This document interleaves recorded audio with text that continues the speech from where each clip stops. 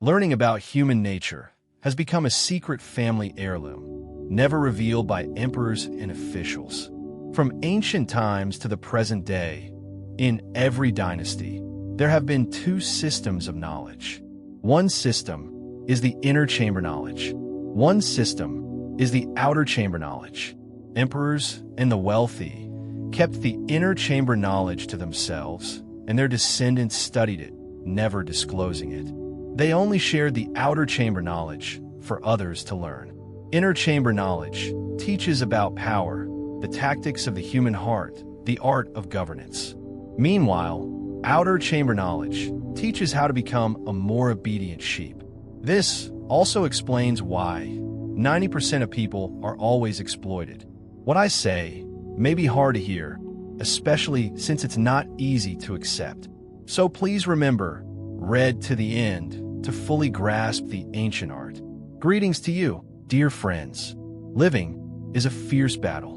Life is a war. But you only know how to punch and kick, while the rich have mastered freestyle combat. Below is the truth, known only to a few. For 5,000 years, there have always been two systems of thought. One is based on the belief that human nature is inherently good, following the teachings of Confucius and Mencius. One is based on the view that human nature is inherently evil, according to the legalist school of thought. Is Confucius' ideology entirely correct? When mentioning Confucius, many people will think he was a saint, and I, too, acknowledge that Confucius' ideology indeed has some great points. But in today's era, many of Confucius' concepts are clearly no longer suitable. We learn from anyone, not by blindly copying everything, but by studying critically, taking the good and discarding the bad. So, what is the problem with Confucius ideology? The biggest issue is the imprisonment of human thought. In Confucius ideology, women had no right to speak, were not allowed to study, were not permitted to go outside, had no voice in the household. Confucius everywhere spoke of rituals, the 3 bonds and 5 constants, dividing people into different ranks. Punishment does not reach the nobles. Rituals do not descend to the commoners, meaning that high-ranking officials who erred did not need to face punishment. Only being bound by rituals was enough. Meanwhile, for the common people, there was no need for ritual treatment. If commoners erred, they would face punishment by law. He strove to protect the hierarchical system of a slave society, proposing the theory, when a ruler orders a subject to die, if the subject does not die, it is disloyalty. When a father orders a son to perish, if the son does not perish, it is unfilial. To safeguard the power of governance, demanding that the masses unconditionally obey every rule of monarchical authority, no matter how gravely the emperor erred. Officials and the people, too, had to comply. Otherwise, they would be deemed violators of the 3 bonds and 5 constants, rebellious, disloyal.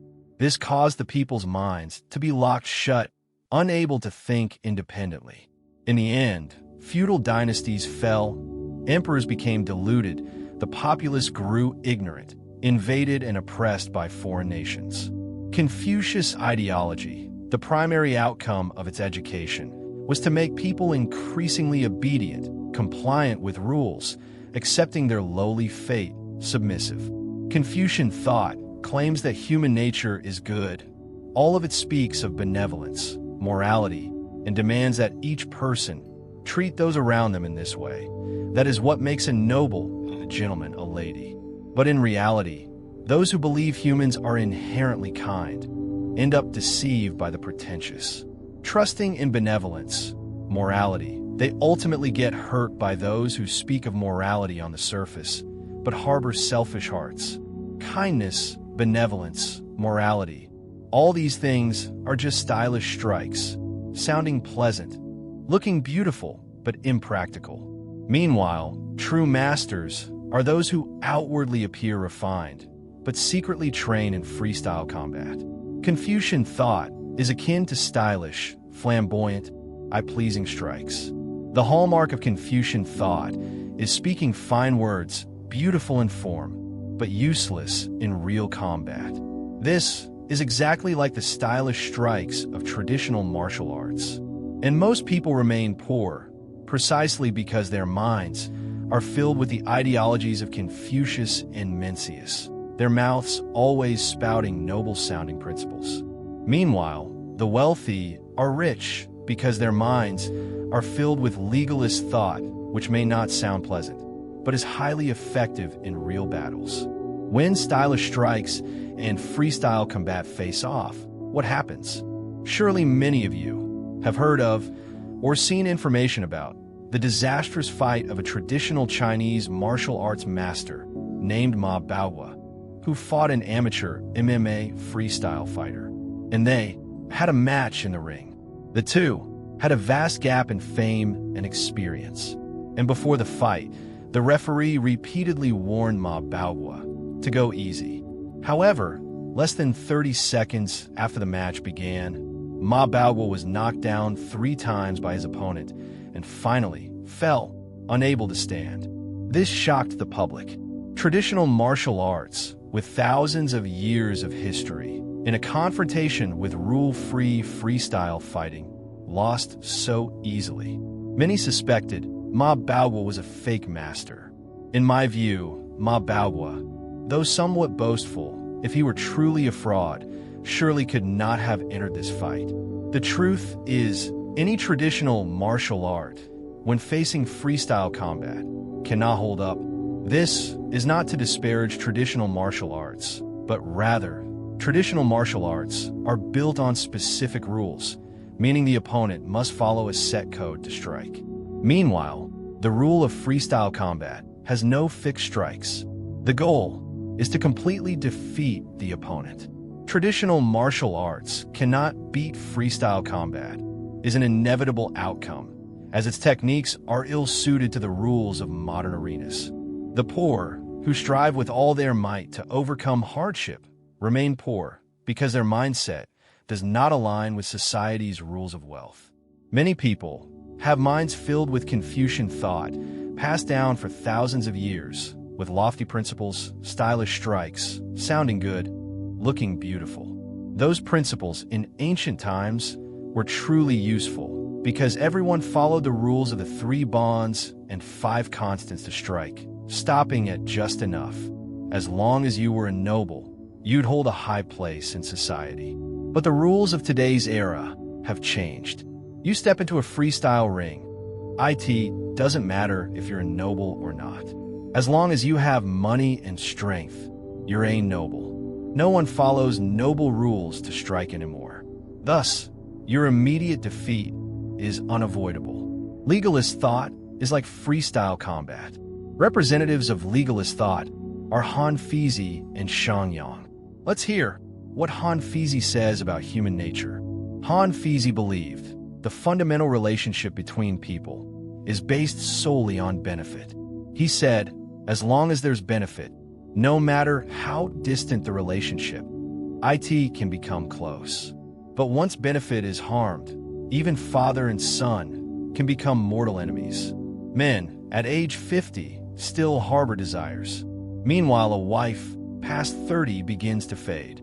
Thus, the husband, given the chance, will surely seek someone new. Do you think emotions can be trusted? In his view, no man lacks desire. If there are any, it's only because they lack the means to indulge. Han Fizi said, in ancient times, there was no real affection between emperors and subjects. They constantly schemed against each other.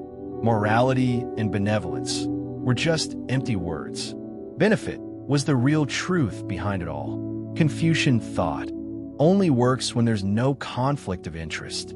As soon as there's a clash of benefit, Confucian thought becomes useless. When courting, following Confucianism works. But after marriage, when spouses clash over benefits, if you stick to Confucianism, only being kind, giving all your money away, you'll easily get hurt. When children are young, you can follow Confucianism. But when they grow up and you age, If you keep following Confucianism, sharing your wealth, you'll suffer greatly in old age. Using benefit to force others to treat you rightly, that's true morality. Merely hoping others treat you well, without offering them any benefit, that's just fake morality. Confucianism is an idealized dream. Legalism is the path to that dream. Otherwise, it's all just empty talk. What you hear, what you see is all a game. This world is built from two systems of order. The first system, fairness, justice, morality, rituals. The second system, a war of benefits hidden behind the first. The morality of the first system is just a facade. The benefit of the second system is the substance. The knowledge we encounter from childhood to adulthood mostly belongs to the facade of the first system. Humans always calculate benefit in their hearts.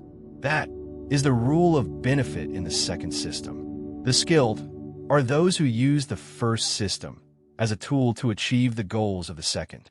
Almost everyone dons a dazzling cloak of morality, then seeks every way to profit themselves. The rule of morality, everyone speaks aloud. The rule of benefit, everyone keeps in their heart. So, never let the first system blind you, but use the second system to see through things. For instance, we cannot just look at what someone says, but must look at what they do. The first system is just a trap. You cannot treat it as a method to settle down, succeed, and gain fame. If you want to understand people's actions, you must analyze based on the second system. That is the method of benefit analysis. Benefit is the primary driver of human activity. The method of benefit analysis will never go out of date. For example, here's an incident that happened around me. Once, I and Teacher Lam went to Quang Ninh for a trip. Since we had a lot of luggage and were unfamiliar with the area, at the hotel lobby, Teacher Lam secretly gave the porter who carried his bags 500,000 VND as a tip. Afterward, in the days that followed, that staff member was extremely enthusiastic with US. Everything, from travel plans to luggage, was meticulously arranged. After returning, in a lecture, he mentioned this case and told the students, if you want someone's help, you must first understand what you can offer them. Beyond benefit, no other relationship forms between strangers. Money is the best expression. 500,000 VND isn't much, but it's far more useful than sweet words or trying to please artificially. That is the method of value exchange. Whenever you encounter a situation, you must quickly divide it into different benefiting parties. Each action you take harms whose benefit, boosts whose benefit. Those whose benefits rise are your friends. Those who lose benefits are your enemies. You must distinguish friend from foe this way. There are no eternal friends, only eternal benefits. When benefits shift, your enemies and friends will swiftly change too. Likewise, in a company, every decision made must be analyzed whose benefit it suits, whose benefit it harms. Those whose benefits align will surely form a benefit-sharing community.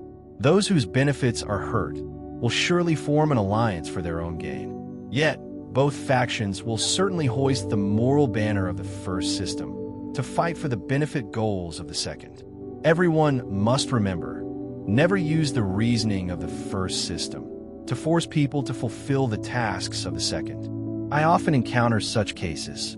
Many people approach you with clear intent. They know what they want, but they never think what they can offer others. Before you seek benefit from someone, you must carefully consider what you can give them. Is your benefit something they need? Is your benefit unique?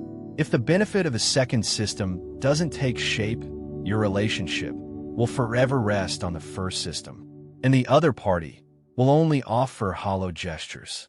No matter how the world evolves, human selfishness doesn't change. Benefit is the most crucial reason driving everyone's actions. But there's one key point.